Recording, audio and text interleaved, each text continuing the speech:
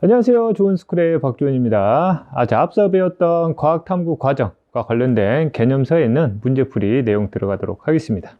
여러분들 교재 13쪽에 있는 내용인데 13쪽 같은 경우는 이제 빈칸 채우기 내용입니다. 이거는 여러분들이 충분히 할 수 있을 거라 생각을 하고요. 바로 14페이지에 나와 있는 개념 확인 문제 들어가도록 하겠습니다. OX 문제죠.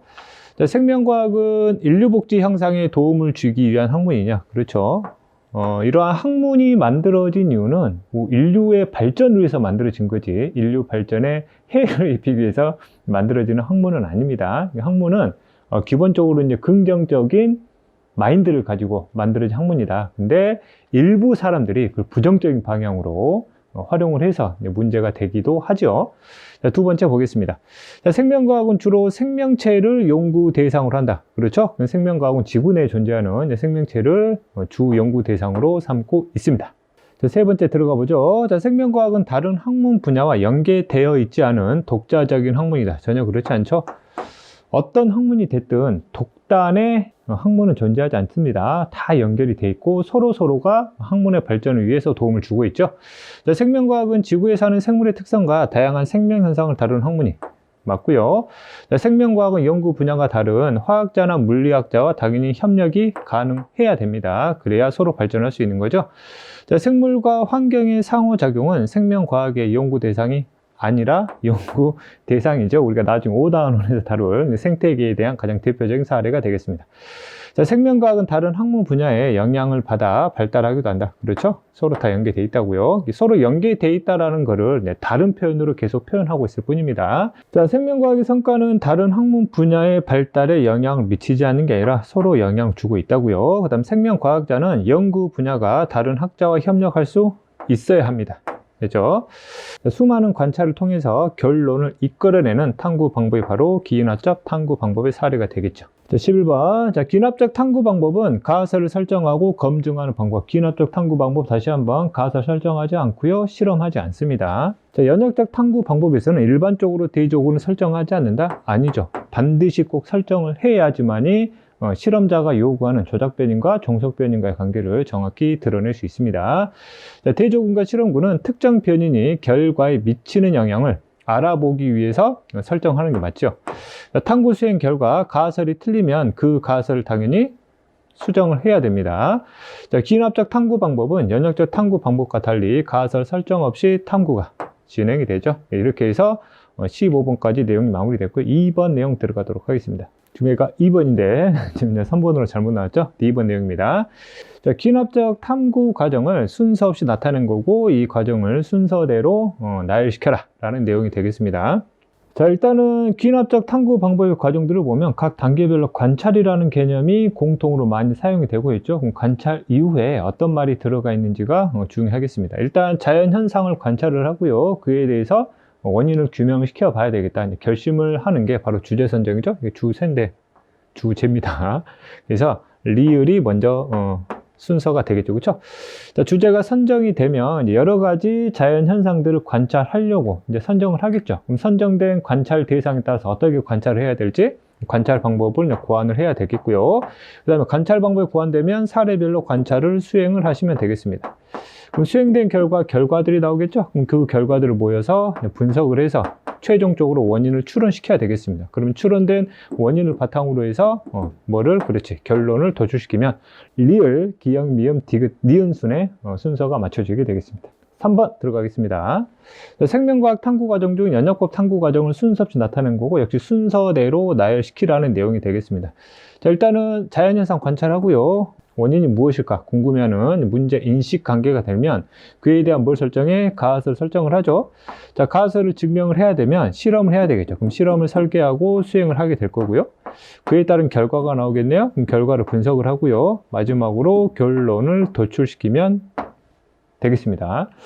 지금은 순서에 대한 개념을 정확하게 찝어주고 순서를 나열시키라고 그랬는데 이제 보통 이제 문제들 어떻게 나오냐면 이걸 안 주고요. 이에 대한 실제 사례를 주죠. 실제 사례를 주고 그 사례에 맞춰서 순서를 찾으라는 문제가 주로 실제 출제가 됩니다. 자, 4번 내용 들어가 보도록 하겠습니다. 자, 연역법 과정 탐구 과정 중에서 대조군을 설정하는 이유에 대해서 서술하라 그랬죠. 이 서술형 문제는 실제 내신에서도 많이 출제되는 유형 중에 하나가 되겠습니다. 그래서 최초의 실험자가 설정했던 가설 중에서 조작 변인과 종속 변인과의 관계를 좀 더 명확하게 구분해내기 위해서 비교 실험 집단으로 대조군이 설정이 돼야 되는 거죠. 그래서 모범 답안 여러분들 참고하셔가지고 내용 정리하시면 되겠습니다. 5번부터가 실제 여러분들이 반드시 해결할 수 있어야 되는 문제 유형으로 보시면 되겠습니다. 주로 이런 식으로 이제 문제 출제가 되겠죠. 자, 다음은 어떤 과학자가 물질 X의 작용을 알아낸 탐구 과정의 일부이다. 실험 과정상에서 밑에 물어보는 내용을 보니까 조작 변인과 종속 변인을 찾아 적으라고 그랬고요. 그 다음 실험군과 대조군을 구분하라고 내용이 나와 있습니다. 가장 많이 물어보는 내용이죠. 일단 조작 변인과 종속 변인을 구분하기 위해서 우리가 가설을 찾아야 됩니다. 그래서 가설이 나온 부분이 난데 이 가설에 대해서 문장을 제시를 하지 않았죠. 오히려 이걸 찾으라는 얘기죠. 그럼 조작 변인과 종속 변인을 어디서 찾아야 되냐? 결론에서 찾으면 되는데 이 과정을 보면 맨 마지막에 역시 결론이 나와 있지 않고요. 결론도 나와 있지 않으면 조작과 종속을 어떻게 찾냐? 바로 실험 과정 안에서 찾아야 합니다. 실험 집단이 최소 2개 이상 나올 거고요. 각 실험 집단마다 뭐의 차이가 있는지를 보게 되면 조작 변이는 우리가 쉽게 구분해낼 수 있겠죠. 한번 읽어보도록 하겠습니다. 자, 10개의 접시에는요, X가 있고요. 그다음 나머지 접시에는 X가 없답니다. 그러면 조작 변이는 뭐가 되냐? X의 존재 여부가 되겠죠.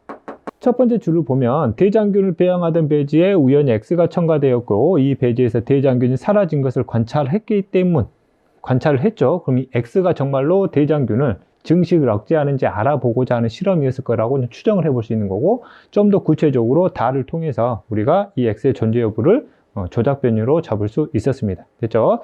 그럼 종속 변이는 뭐냐 그러면 라를 보시게 되면 X가 첨가한 배양 접시에는 대장균이 증식하지 않았고 X가 첨가되지 않은 배양 접시에서는 대장균 증식을 했기 때문에 결국 뭐에 대한 결과를 알고 싶은 거야? 그렇죠. 대장균의 증식 여부가 되겠습니다.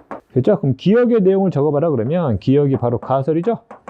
그럼 가설은 뭘로 구성돼야 돼? 조작 변인과 종속 변인으로 구성이 되어야 되겠습니다. 그럼 조작 변인은 뭐? X의 존재 여부에 따라서 대장균의 증식 여부가 어떻게 될 것이다 라는 문장이 들어가면 됩니다. 그리고 가설을 적을 때는요, 꼭 실험 결과와 일치하지 않아도 됩니다. 왜?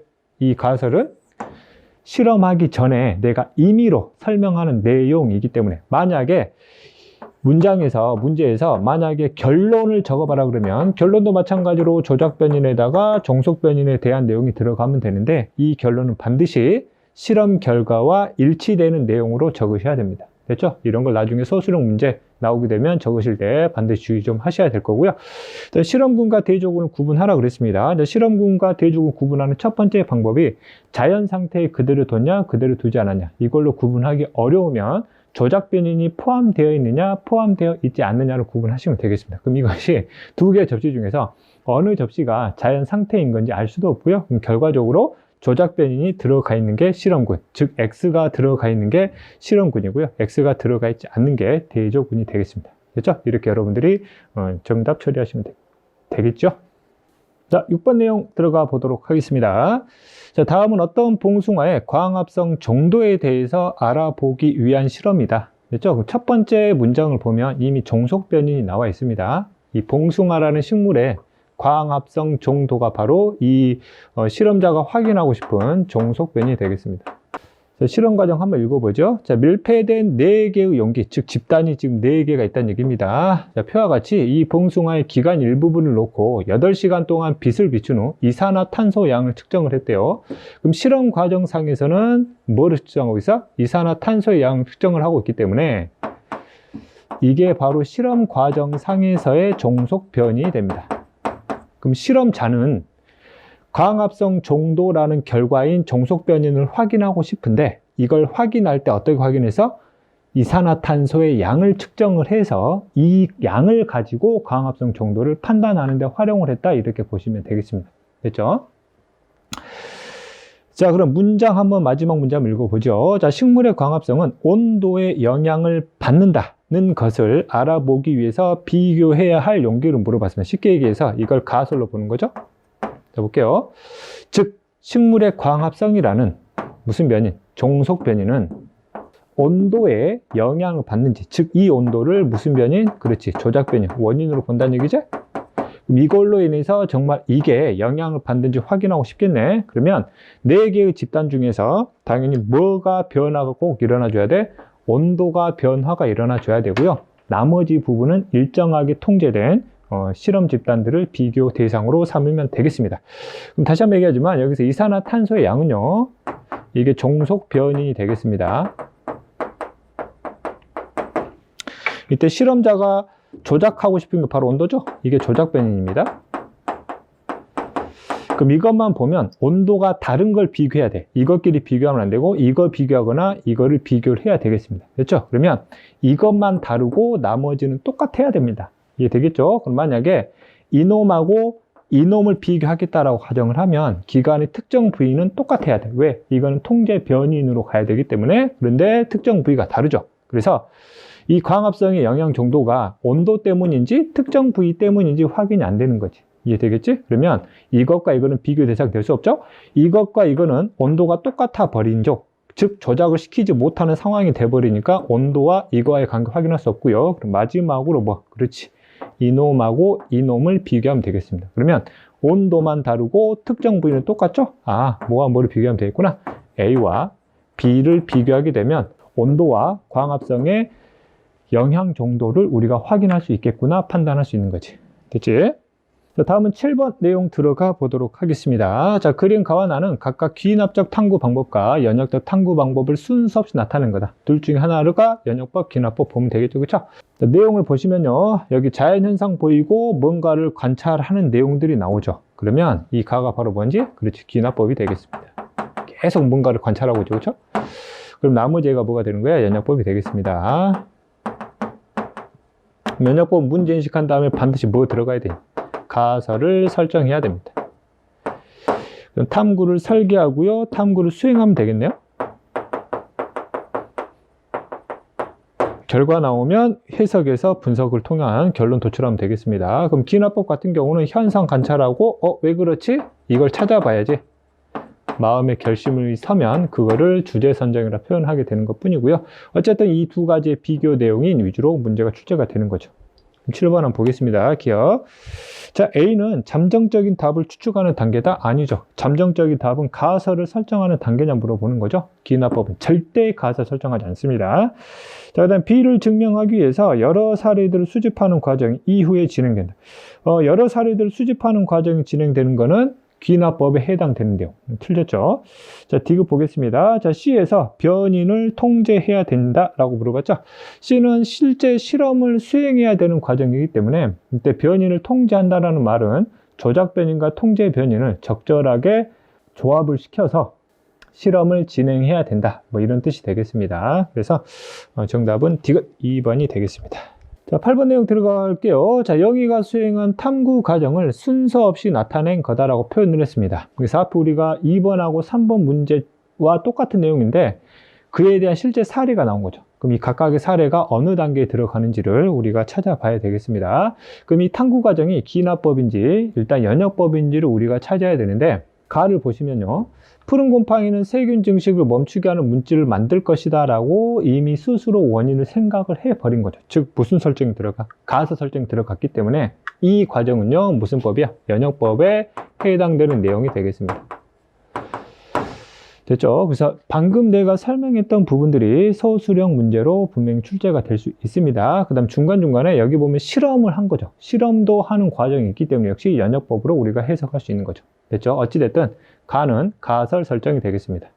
자, 나를 보죠. 푸른 곰팡이 배양액을 넣은 배지에서는 세균이 증식하지 않았고 푸른 곰팡이 배양액을 넣지 않은 배지에서는 세균이 증식했대요. 이미 실험에 대한 결과가 나와 있죠. 얘는 우리가 실험 결과로 보시면 되겠습니다.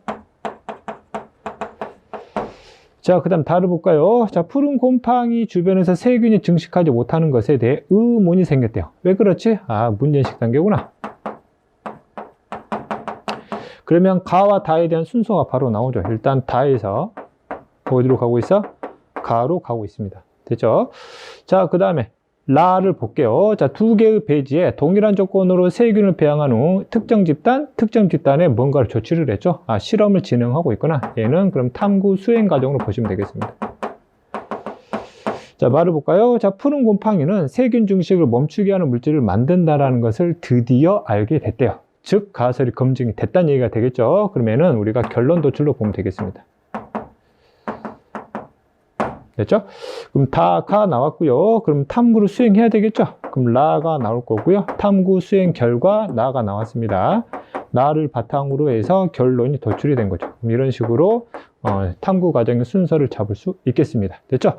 자, 그 다음에 집단 A에서 실험군, 집단 B는 대조군이냐 물어보고 있으면 우리가 조작 변인이 들어갔는지 들어가지 않았는지를 찾아야 되죠. 그럼 우리가 먼저 뭐부터 구분해야 돼? 그래서 조작 변인부터 구분을 해야 되겠습니다. 이미 가설이 나와 있으니까요. 가설에서 우리가 찾을 수 있습니다. 자, 푸른 곰팡이가 만든 어떤 물질이 세균을 증식을 억제할 것이다. 이렇게 정리가 되겠죠. 그럼 이 푸른 곰팡이의 이 어떤 물질이 바로 무슨 변이? 그렇죠. 조작 변이 되고요. 얘가 뭐가 되겠니? 그렇습니다. 얘가 종속 변이 되겠습니다. 됐죠? 푸른 곰팡이가 어떤 물질을 실제 추출한 건 아니고 이 어떤 물질을 가지고 있는 푸른 곰팡이를 직접 넣어줬냐 넣어주지 않았느냐로 구분을 시켜버린 거죠. 일단 집단 A 같은 경우는 푸른 곰팡이 배양액을 넣었죠. 그럼 얘는 푸른 곰팡이가 들어간 거고 얘는 들어가지 않았기 때문에 A가 조작 변인이 포함이 됐네. 그럼 A가 바로 무슨 군이야? 실험군이 되고요. B가 바로 무슨 군? 대조군이 됨을 확인할 수 있겠습니다. 됐죠? 그러면은 5가 되겠네요. 자, 푸른 곰팡이 배양액은 독립변인에 해당되니 물어봤습니다.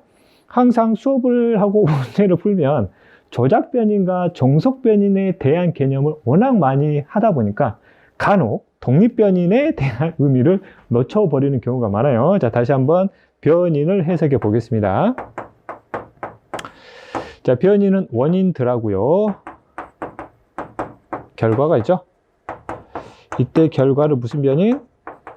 종속 변인. 여기에 영향을 미치는 모든 원인들을 독립 변인. 독립 변인 중에서 실제 실험자가 조작하고 싶은 변인이 조작 변인. 나머지 변인은 통제시켜야 되니까 통제 변인. 이렇게 정리를 하시면 되겠죠. 됐습니까?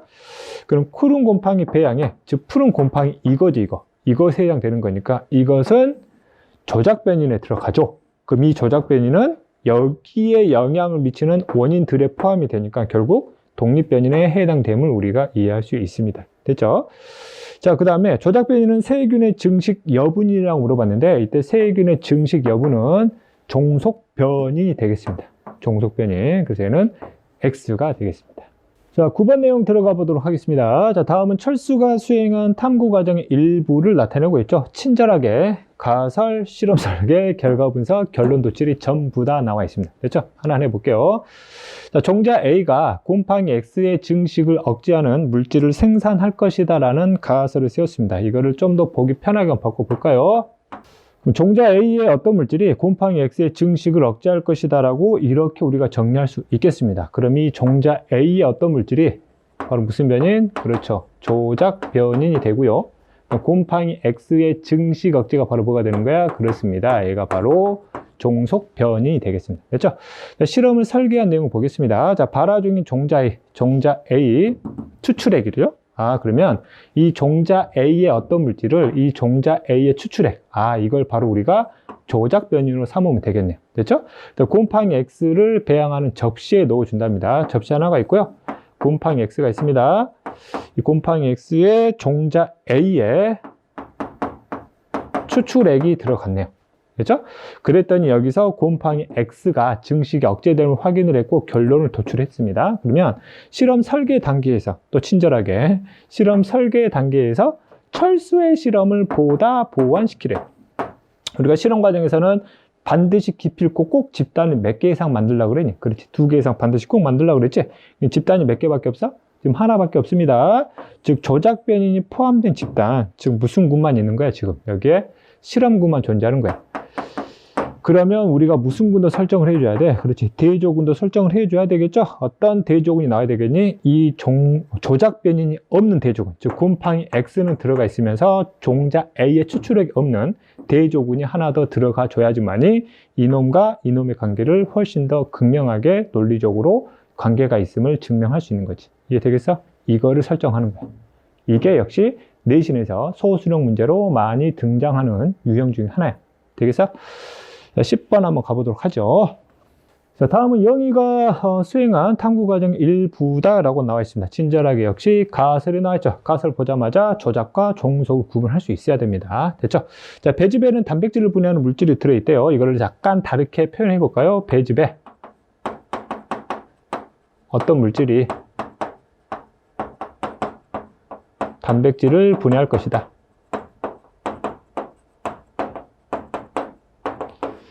됐죠? 그럼 이 배즙의 어떤 물질이 뭐가 되는 거야? 이게 바로 조작 변인이 되고요. 단백질의 분해 여부가 종속 변인이 되겠습니다. 자, 실험을 했죠. 자, 실험을 하는 과정에서 표와 같이 실험을 구성하고 일정한 시간이 지난 후에 끝에 보시면 뜬금없이 아미노산 검출 반응을 실시했다라고 표현을 하고 있습니다. 그러면 실험 과정 상에서는 아미노산 검출 여부 자체가 알고 싶은 결과, 즉 얘가 바로 뭐가 되는 거야? 종속 변인이 됩니다. 그러면 가설은 이렇게 세워놓고 가설의 종속 변인은 단백질의 분해 여부로 세워놓고 실제 실험에서의 종속 변인은 아미노산 검출 반응으로 해석을 해버리고 있다는 얘기죠. 즉 실험자는 단백질의 분해라는 종속 변인을 아미노산 검출 여부로 확인을 하겠다는 뜻이 되는 겁니다. 됐죠? 그래서 얘들은 결국 같은 의미로 해석을 하면 됩니다. 추가적인 배경 지식으로 들어가게 되면 단백질이 분해가 되면요, 얘가 바로 아미노산으로 분해가 되죠. 그래서 아미노산이 검출이 되는지 안 되는지를 확인을 하면 단백질이 실제 분해가 됐는지를 확인할 수 있죠. 물론 이런 배경 지식이 있었다면 훨씬 더 쉽게 접근할 수 있었겠지만 이런 배경 지식이 없더라도 이러한 관계를 여러분들이 해석해낼 수는 있어야 됩니다. 왜? 과학 탐구 과정은 여러분들이 교과서에 없는 실험 과정들이 문제에 등장할 수 있기 때문입니다. 됐죠? 자, 그러면 시험관 A하고 B 두 집단이 있습니다. 그럼 이 두 집단은 하나는 실험군이고 하나는 대조군이 되겠죠. 그럼 실험군은 이놈이 들어간 거고 대조군은 이게 없어야 돼요. 됐죠? 자, 넣은 물질을 보니까 여기는 배즙 들어갔죠? 여기는 배즙이 없습니다. 그럼 이 시험관 A가 바로 실험군이 되고요. 얘가 바로 뭐가 된다? 대조군이 됨을 우리가 이해할 수 있겠습니다. 이해되겠죠? 선생님, 달걀 흰자는 뭡니까? 그럼 실험 과정에서 단백질이 이제 분해되는 여부를 살펴봐야 되니까 각 실험 집단마다 단백질 넣어줘야 되죠. 단백질의 가장 대표적인 사례가 바로 달걀 흰자이기 때문에 이 달걀 흰자는 곧 우리가 단백질로 보시면 되겠습니다. 됐죠? 그럼 이 과정에서 우리는 배즙의 투여 여부만 우리가 다르게 만들어 줘야 되고요. 단백질의 양 똑같아야 되겠죠. 그리고 나머지 조건도 똑같아야 되니까 온도 역시 똑같이 가야 됩니다. 그럼 온도 역시 몇 도로? 27도씨로 가야 되는 거죠. 즉 온도는 우리가 무슨 변인이기 때문이야? 통제 변인이기 때문인 거죠. 이 실험 과정상에서는. 이해됐습니까? 그럼 시험관 A는 대조군, 시험관 B는 실험군. 반대로 설명하고 있죠. X가 되고요. 자, 배즙의 유무가 바로 조작 변인이 되겠습니다. 자, 아미노산 검출 여부가 바로 아까 얘기했던 무슨 변인? 종속 변인에 들어가는 내용이 되겠습니다. 되셨죠? 할 수 있겠죠? 또 있네. 4번. 자, 가해 온도는 아까 얘기했던 27도. 맞고요. 자, 두 시험관에서 달걀 흰자의 양은 서로 달라도 되니? 아니죠. 달걀 흰자의 양은 동일한 양으로 맞춰줘야 되는 통제 과정이 필요하고, 다시 한번 실험군과 대조군은 조작 변인만 다르고 나머지는 동일하게 맞춰줘야 된다. 됐지? 11번 내용 들어가겠습니다. 아카시아 나무와 개미의 상호작용을 알아보기 위한 탐구 과정을 나타내는 것이고 자료에 대한 설명으로 옳은 것은 O, 옳지 않은 것은 X로 표시하랍니다. 됐죠? 한번 내용을 한번 읽어볼까요? 자, 아카시아 나무에 대해서 어쩌고 저쩌고 궁금해졌대요. 가는 문제인식이구나. 이게 이제 내신으로 나오게 되면 이 순서를 또 흐트러 놓고 순서를 맞춰라. 뭐 이런 식으로 문제가 출제가 될 수도 있겠죠. 자, 개미를 어쩌고저쩌고 해서 못할 것이라 생각을 했대요. 됐죠? 이미 혼자 원인을 생각을 해본 거죠. 가설을 설정하는 단계로 보시면 되겠습니다. 그래서 가설 보자마자 뭐 찾아야 돼? 조작하고 종속을 찾아야 됩니다. 다시 한번 읽어볼까요? 개미를 제거한 아카시아 나무, 그 다음에 개미가 서식하는 아카시아 나무에 따라서 아카시아 나무의 생장 여부를 보게 되는 거죠. 됐죠? 그러면 개미가 있느냐 없느냐죠. 그러면 개미의 존재 여부에 따라서 아카시아 나무의 생장 정도를 확인해 보고 싶은 거네. 그러면 이 개미의 존재 여부가 바로 뭐야? 조작 변이이 될 것이고요. 아카시아 나무의 생장 정도가 바로 종속 변이 되겠습니다. 됐죠? 그럼 집단도 최소 몇 개? 2개 이상 만들어내야 되겠죠? 자, 이때 집단 A와 B로 나눈 다음에 주 집단 중에서 한 집단은 땡땡은 서식하고 있는 개미를, 그 다음에 개미를 살충제로 모두 제거를 시켰고요. 나머지 집단 니은은 그대로 두었답니다. 됐죠? 그대로 두었대요. 집단 니은이 있는데 집단 니은은 그대로 뒀답니다. 이 말은 무슨 말이야? 자연 상태 그대로 뒀다는 얘기입니다. 바로 뭐가 나와야 되니? 집단 니은이 뭐구나. 그렇지, 얘가 대조군이네. 됐습니까?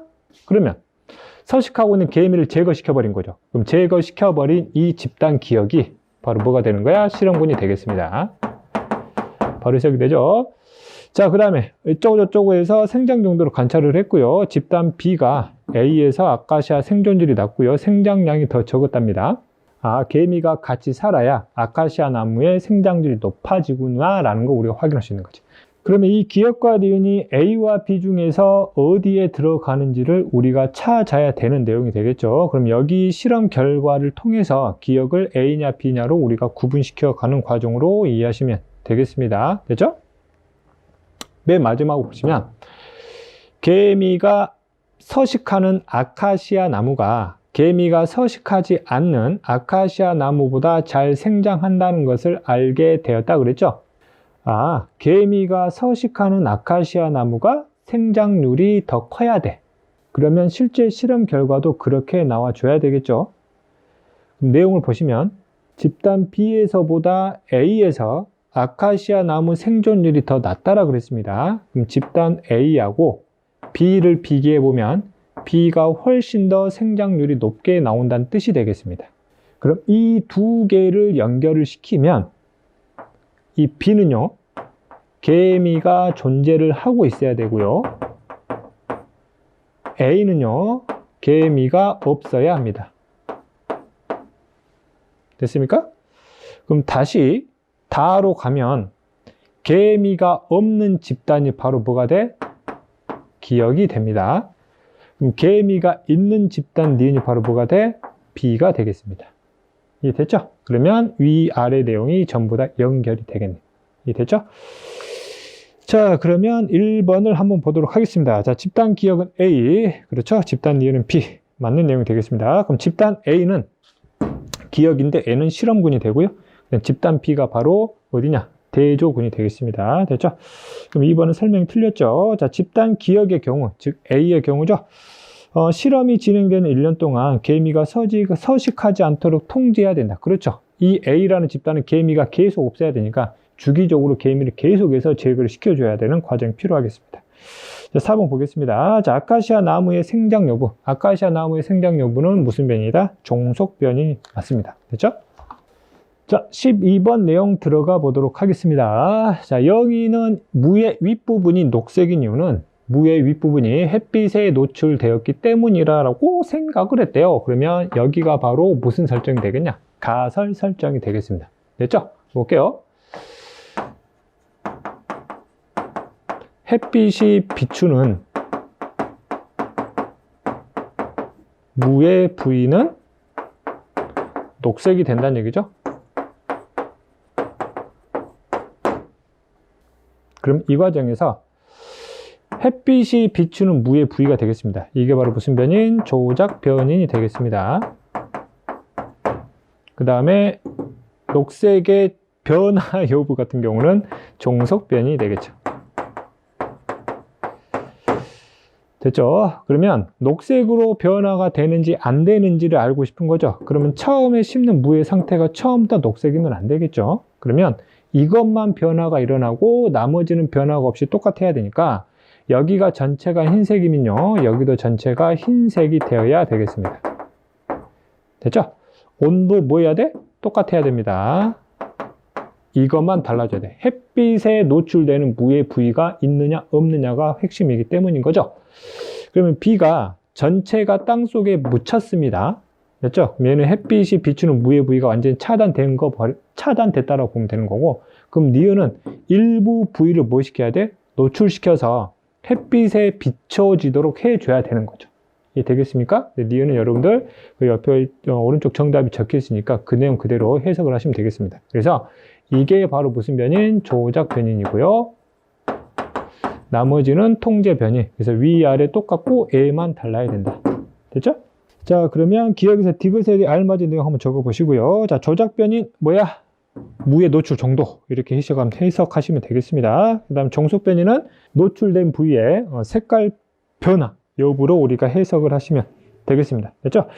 자, 그 다음에 실험군하고 대조군을 한번 골라보라고 그랬습니다. 그럼 햇빛에 비추는 무의 부위가 바로 조작 변인이죠? 그럼 조작 변인이 포함된 집단이 A죠? 그럼 A가 바로 무슨 변인? 그렇죠. 실험군이 되고요. B가 바로 무슨 군이다? 대조군이 됨을 우리가 확인할 수 있겠습니다. 됐죠? 자, 여기까지 우리가 개념서에 나와 있는 개념 확인 문제 같이 풀어봤고요. 저는 다음 강의에서 찾아뵙도록 하겠습니다. 안녕!